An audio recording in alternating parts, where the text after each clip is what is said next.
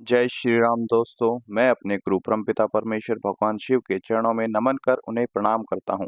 मेरे गुरु आप सभी पर और मेरे परिवार के सिर पर हमेशा अपना हाथ बनाए रखें। हर हर महादेव। दोस्तों, आज हम आप सभी को यक्षिणी साधना के बारे में बताएंगे। बहुत से व्यक्ति मिलते हैं, पूछते हैं कि हमें यक्षिणी साधना करनी है। तो आज हम उन सभी के लिए और आपके लिए साधना का सही तरीका बताने जा रहे हैं। ध्यान पूर्वक सुनना, कोई गलती ना हो जाए, नहीं तो बहुत बड़ा खामियाजा भुगतना पड़ सकता है। ये मैं आपको कुछ पॉइंटों के माध्यम से समझाने की कोशिश करूंगा। और जो भाई बहन हमारे इस मंत्र चिकित्सा चैनल पर नए आए हैं, वो हमारे चैनल को लाइक करें, शेयर करें, सब्सक्राइब करें, ताकि आपके साथ साथ आपके घर परिवार वाले अपनी समस्याओं का समाधान ढूंढ सके और अध्यात्म जगत में आगे बढ़ सकें। और आप हमारे चैनल से जुड़े रहें। हम आपको टाइम टू टाइम साधना, व्रत, त्योहारों के बारे में बताते रहते हैं। तो जो ये यक्षिणी साधना है, इसे मैं आपको 7 पॉइंटों के माध्यम से समझाने की कोशिश करूंगा। ध्यान पूर्वक समझना। हमारा पहला पॉइंट है अपनी सुरक्षा। यक्षिणी साधना करने से पहले आपके पास एक सुरक्षा कवच होना बहुत ही जरूरी है। कवच आपने स्वयं सिद्ध किया होना चाहिए, ये बहुत ही जरूरी है। कवच भगवान शिव का, माता काली का, बाबा भैरव का या फिर हनुमान जी महाराज का होना चाहिए, या फिर आपके पास गुरु के द्वारा प्रदान किया गया कवच हो, जो आपकी हर क्षण आपकी सुरक्षा करता है।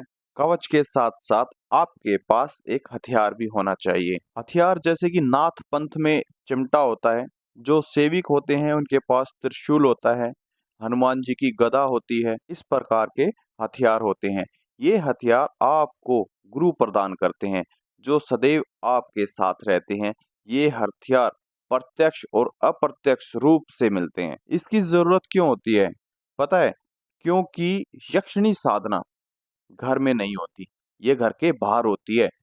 जब आप यक्षिणी को बुलाते हैं, यक्षिणी का आवाहन करते हैं, साधना पूर्ण करने के लिए अनुमति मांगते हैं, तो उसके साथ साथ ब्रह्मांड में फैली नेगेटिव शक्तियां, जैसे भूत प्रेत, पिशाच पिशाचनी, जिन जिन्नात आदि नेगेटिव शक्तियां भी आती हैं। इन नेगेटिव शक्तियों से बचने के लिए, सुरक्षा के लिए आपके पास सुरक्षा घेरा, कवच, हथियार होना जरूरी है। इसलिए हमें इनकी जरूरत पड़ती है। हमारा दूसरा पॉइंट है आपका आसन। यक्षिणी साधना से पहले आपका आसन सिद्ध होना जरूरी है। आसन सिद्ध आपके निरंतर जाप से हो जाता है।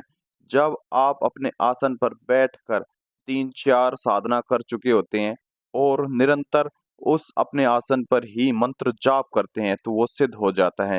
और जब आप यक्षिणी साधना करोगे तो आपके बैठने की क्षमता कम से कम 3 से 4 घंटे की होनी चाहिए। साधना के बीच में आपको नहीं उठना है। आपने एक जगह बैठ करके कम से कम 108 मालाओं का जाप करना होता है। आपके बैठने का समय आपके मंत्र पर निर्भर करता है। अगर मंत्र आपके गुरु ने दिया है तो समय ज्यादा नहीं लगेगा, क्योंकि वो मंत्र आपके गुरु ने ऑलरेडी सिद्ध किया हुआ है। अगर आप किसी बुक से या किसी के द्वारा बताए गए रास्ते से करते हैं जो गुरु नहीं है, तो आपको थोड़ा समय लग सकता है। तीसरा पॉइंट है गुरु का होना। यक्षिणी साधना करने से पहले आपके पास गुरु का होना बहुत ही जरूरी है। ये साधना गुरु के सानिध्य में ही करनी चाहिए। गुरु के पास ही बैठ करके ये साधना करनी चाहिए। अगर आप गुरु के पास नहीं कर रहे हैं तो आप अपनी सुरक्षा तो कर लेंगे, क्योंकि आपके पास घेरा है, हथियार है, पर आपके परिवार के पास ना तो कोई घेरा है, ना हथियार है। जो नेगेटिव शक्ति यक्षिणी के साथ आती हैं, वो आपके परिवार को परेशान करना शुरू कर देती हैं। इसलिए हम कहते हैं ये साधना गुरु के सानिध्य में ही करनी चाहिए। जो यक्षिणी शक्ति होती है, ये एक प्रकार की शैतानी शक्ति होती है, पर इसके अंदर देवता वाले गुण भी होते हैं। ये तामसिक भोग पर चलती है, ये उग्र भी होती है। इसका प्रभाव आप पर अवश्य आएगा। अगर आपका तपोबल अच्छा है तो ये आपको छोड़कर आपके परिवार पर आ जाएगा। आप यक्षिणी सिद्ध करके अपने हर कार्य करा सकते हैं, धन लाभ पा सकते हैं, लेकिन आपने कुछ समय के बाद इसे छोड़ना होगा। इस यक्षिणी को मुक्ति दिलानी होगी, नहीं तो ये आपके घर परिवार को बर्बाद करना शुरू कर देगी। अगर आपको ये यक्षिणी माता काली की सेवा साधना से प्रसन्न होकर माता स्वयं प्रदान करती है, तो आपका ये किसी भी प्रकार से अहित नहीं करेगी, बल्कि ये आपकी सेवा करेगी। आपकी सेवा में हमेशा तत्पर खड़ी रहेगी, जैसे एक सेवक एक सेवादार खड़ा रहता है, और आपसे किसी भी प्रकार के भोग प्रसाद की भी डिमांड नहीं करेगी। ये सात्विक रूप में भी भोग प्रसाद ग्रहण कर लेगी, लेकिन जब आप माता काली को भोग प्रसाद देंगे, तो वो स्वयं अपना भोग प्रसाद उसी में से स्वीकार कर लेगी। माता काली उस भोग में से उस यक्षिणी को, उस सेविका को अपने आप भोग प्रसाद प्रदान कर देती हैं। हमारा चौथा पॉइंट है ईष्ट की शक्ति। आपके पास अपने ईष्ट की ऊर्जा होनी बहुत ही जरूरी है। यक्षिणी आपको जब ही सिद्ध होगी जब आपका ईष्ट बलवान होता है। आपकी सुरक्षा मार्गदर्शन गुरु तो करता ही है, पर ईष्ट भी आपकी सुरक्षा हर पल करता है। सोते जागते हर समय, आसन पर बैठने से पहले आसन से उठने तक आपके इष्ट आपके साथ रहते हैं, आपकी सुरक्षा करते हैं, आपको सानिध्य प्रदान करते हैं। और यक्षिणी भी यही देखती है कि इस साधक के पास एक अच्छा इष्ट है, एक अच्छा देवता है, जो मेरी भलाई कर सकता है, मुझे मुक्ति दिला सकता है। जब ही वो यक्षिणी आपके पास आती है, आपसे सिद्ध होती है, क्योंकि यक्षिणी को भी अपनी मुक्ति का द्वार खुलवाना होता है। हम मनुष्य में इतनी ताकत नहीं है जो एक यक्षिणी को सिद्ध कर सकें। यक्षिणी हमेशा देवता के नीचे ही आएगी। देवता की शक्ति अगर आपके पास है, देवता अगर आपसे सिद्ध है, तभी यक्षिणी आपके पास आएगी और वो अपनी मुक्ति ढूंढते हुए आपके पास आएगी। आपने उस यक्षिणी से कार्य करा करके, अपने ईष्ट से प्रार्थना करके उसे मुक्ति दिलानी चाहिए। इससे आपका कोई भी अहित नहीं होगा। अगर आप उस यक्षिणी को मुक्त नहीं करते हैं और उससे मुक्ति से पहले अगर आप गुजर जाते हैं, परलोक सुधार जाते हैं, इस चोले को छोड़ जाते हैं, तो आपकी जो अंतरात्मा है, जो आपकी आत्मा है, वो यक्षिणी के बस में हो जाएगी। आप भी यक्ष लोक में पहुंच जाएंगे, ना कि किसी देवलोक में जाएंगे। इसलिए यक्षिणी सिद्धि करने के बाद, अपने कार्य पूर्ण कराने के बाद आप उसे मुक्ति जरूर दिलाएंगे। ये आपको ध्यान रखना होगा। पांचवा पॉइंट है गुरु मंत्र और ईष्ट मंत्र। यक्षिणी साधना करने से पहले आपके पास गुरु मंत्र और ईष्ट के मंत्र सिद्ध होने जरूरी है। आपने कम से कम 20 से 25 लाख जाप किए होने चाहिए। जिनके ईष्ट और गुरु मंत्र एक ही हैं, उन्हें अलग अलग 2 बार जाप करने की जरूरत नहीं है। उनका एक बार में ही 20-25 लाख जाप में ही कार्य पूर्ण हो जाता है। इतने जाप करने के बाद उनके गुरु का और उनके इष्ट के मंत्रों की ऊर्जा इतनी बढ़ जाती है कि वो एक प्रकार से सात्विक और ऋषि के तुल्य हो जाते हैं। एक प्रकार से देवतुल्य ही वो व्यक्ति हो जाता है। उसकी वाणी सिद्ध हो जाती है, उसके मंत्र जाप सिद्ध हो जाते हैं। अगर वो व्यक्ति किसी भी व्यक्ति को झाड़ा लगाता है या फिर उसे कोई आशीर्वाद देता है, तो बहुत ही जल्दी फल देता है।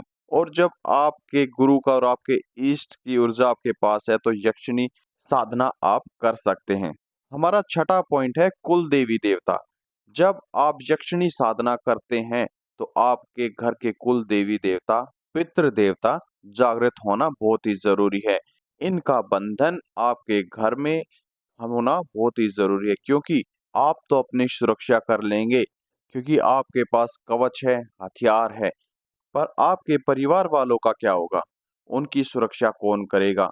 उनकी सुरक्षा आपके पितृ और कुल देवी देवता करेंगे।